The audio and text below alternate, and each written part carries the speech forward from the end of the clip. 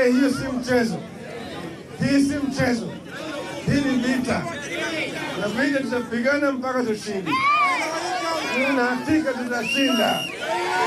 Tutashinda. Juzi nilikuwa huko Ghana. Nilienda Ghana kwa mwaliko ya yule ambaye alishinda uchaguzi. Kule Ghana walikuwa wameiba kura mwaka 2008.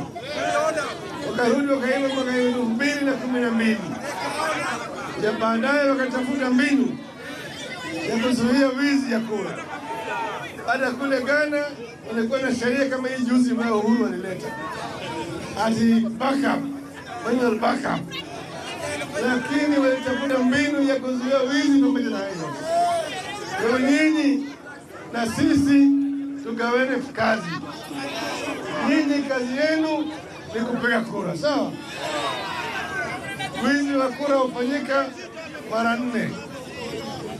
Kwanza wakati wa kusajili watu kupiga kura. Hiyo hapo inafanywa wizi zingine. Sawa? Pili, wakati wa kupiga kura. Wanaleta fujo ili watu wasipige kura. Sawa? Tatu, wakati wa kuhesabu kura. Wanachukua wapigaji kura bandia wale ambaye hawakukuja, wale ambao walikuwa wamekufa wanapiga kura. Sawa?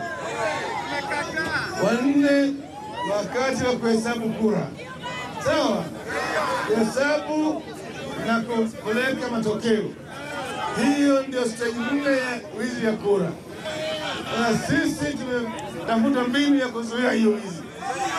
Kuanzia leo, nyinyi mchukue kura, siku ya kupiga, siku saa ya kuhesabu, saa ya kutangaza.